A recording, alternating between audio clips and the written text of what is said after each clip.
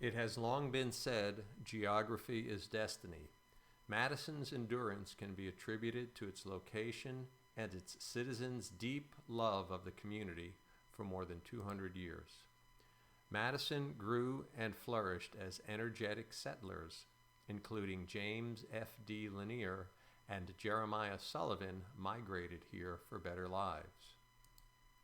By 1850, Madison was one of three leading cities in the state, rivaled only by New Albany and Indianapolis. Madison's early citizens invested their wealth in real estate, creating a large collection of important and noteworthy early American architecture. The local economy, dependent on rail and river transportation, stalled during the Civil War. When the economy improved, important newer buildings contributed to the community's tradition of high-quality design and construction. In the 1920s, a trio of women preservationists, Drusilla Cravens, Lucy Rogers Walker, and Louise K. Gibb, saved and protected the Lanier Mansion, the Shrewsbury House, and the Sullivan House, respectively, creating a heritage tourism nucleus in Madison. In the 1940s, numerous buildings, including the former AME Church, seen at bottom, and the Sullivan House, seen at right, were chopped up into apartments to meet a wartime housing shortage caused by the construction of the Jefferson Proving Ground. After the war, Main Street merchants altered their buildings with new storefronts and ever larger and more garish signs. The pressure to modernize the historic commercial core led to the demolition of some significant structures, including the home of Madison's founder, John Paul, the Richardsonian Romanesque Post Office, and the Greek Revival National Branch Bank. Historic Madison, Incorporated, was founded in 1960 in response to the possible demolition of the federal-style 1820 Jeremiah Sullivan House. HMI knew that Madison's economic development lay in preserving its architectural heritage. While other communities were quick to demolish, Madisonians saved and restored. Three signature initiatives HMI championed were key to the community's success. The first of these was the Main Street Pilot Project, in collaboration with the National Trust for Historic Preservation from 1977 to 1980. The next was the city's adoption of the Historic District Ordinance. The third is the designation of the National Historic Landmark District, which is the basis for my architectural overview to follow. Back to Main Street for a second. Tom Moriarty led the program and was HMI's first executive director. Madison's star brick was adopted as the early logo for the Main Street program. The removal of inappropriate and in some cases damaging signs was a key accomplishment of the Main Street project. The next couple of slides illustrate how important this was to letting the beauty of our Main Street buildings shine through. This is at the southeast corner of Main and Broadway. The removal of the Steinhardt and Hansen sign and later restoration work uncovered the truly majestic beauty of this late 19th century Masonic Lodge building. Following the successes of the Main Street project, HMI championed the adoption of the city's Historic District Ordinance in 1982. The protections offered by the ordinance were critical to the landmark designation. The 2006 designation of a large portion of the city's historic district as a National Historic Landmark was the third major community-wide initiative led by HMI, which continues to positively impact historic preservation. At the announcement ceremony, P. Lynn Scarlett, acting U.S. Secretary of the Interior, said, Every community has a story to tell. Madison's story echoes the history of America. The National Historic Landmark District includes about 2,000 acres and nearly 1,700 historic contributing resources built between 1817 and 1939, including a significant number associated with the Underground Railroad. In fact, the Georgetown neighborhood is the first Underground Railroad Network to Freedom District designated by the National Park Service. The landmark designation is one of the most significant milestones in the community's history. It protected the historic integrity of the district when the 2014 Ohio River Bridge was built. It also provided funding for a full-time historic preservationist at the city. The 136-page nomination report includes a wealth of historical data.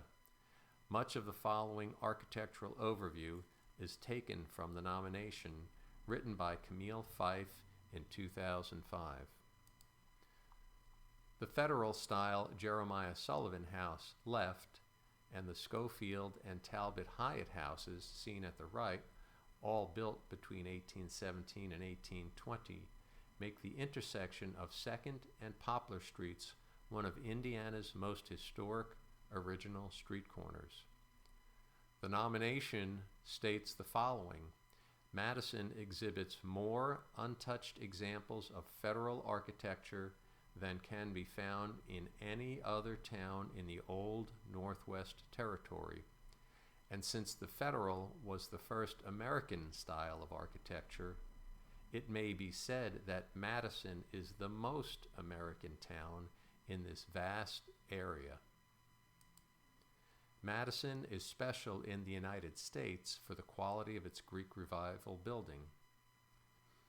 Architectural historian Roger Kennedy wrote in his book, Greek Revival in America, Madison is the most diverse assembly of high-quality Grecian architecture to be found anywhere in America.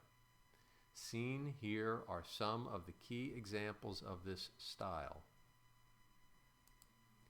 And according to Marsh Davis, president of Indiana Landmarks, the Shrewsbury Windle House National Historic Landmark is the best of our nation's Greek Revival style buildings.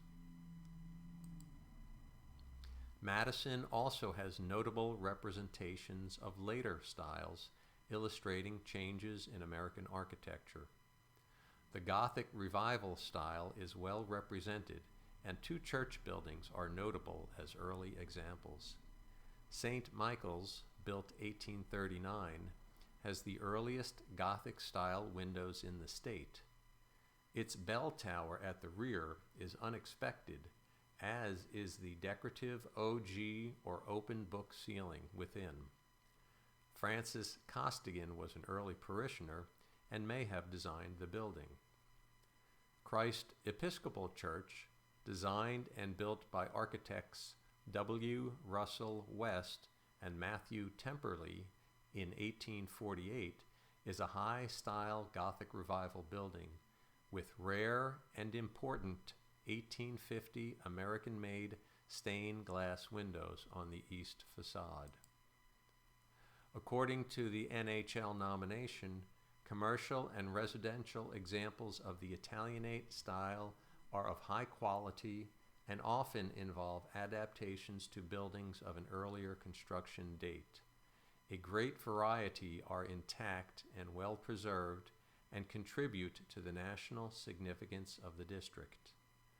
The home at 704 West 2nd Street was built for Robert McKim around 1870. The house originally had a detached 3-story observatory and a fountain in the yard. The Fairplay Fire Company building was built about 1875 as a trolley barn. The fire company, Indiana's oldest, bought the building in 1888 and added the Italianate tower to dry the company's hoses. The Second Empire style has 2 noteworthy representatives.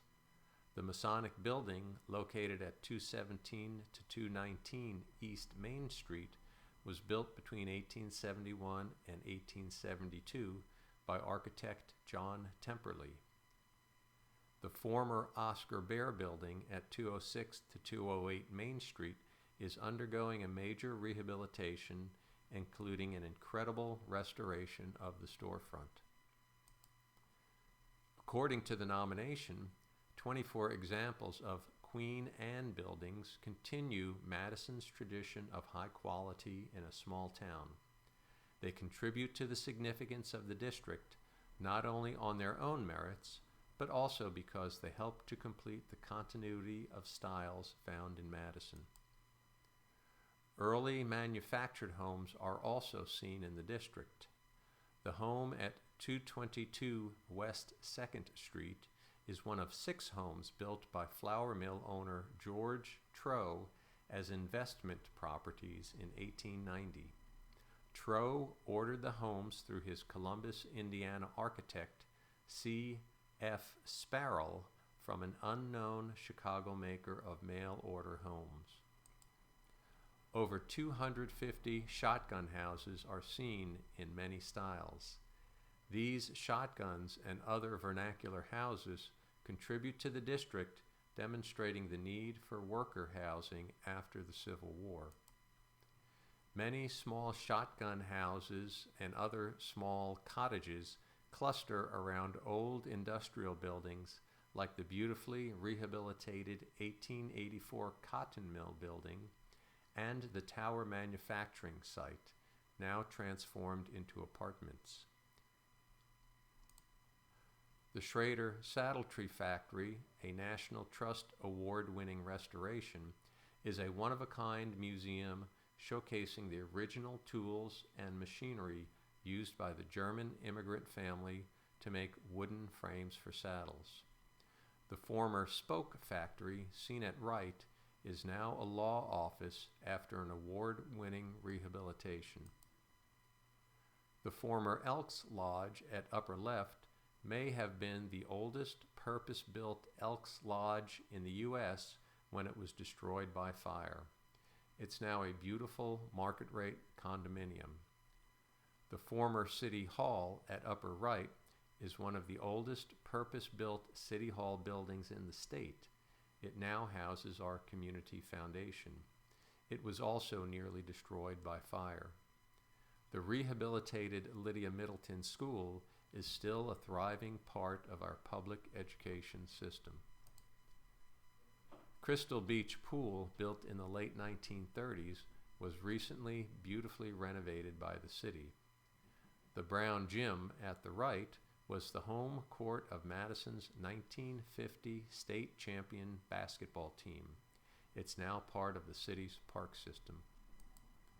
The fire station at left was built about 1849 and is believed to be the oldest purpose-built fire station still in use in the United States. The Fair Play Fire Company, referred to earlier, is at the center.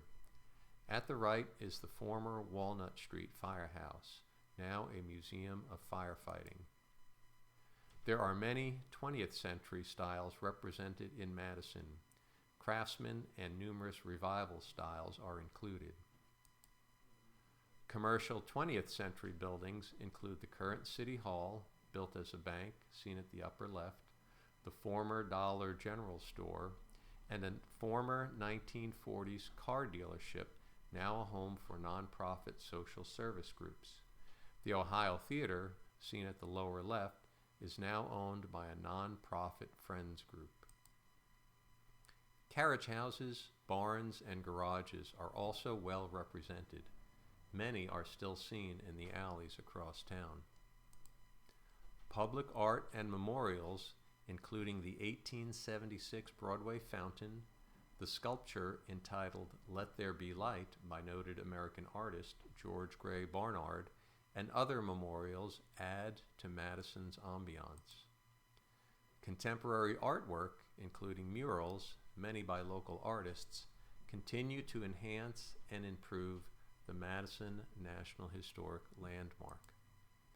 Over the past 64 years, Historic Madison and its partners has played a key role in the preservation, restoration, education, and development of Madison's unique 133 block historic district.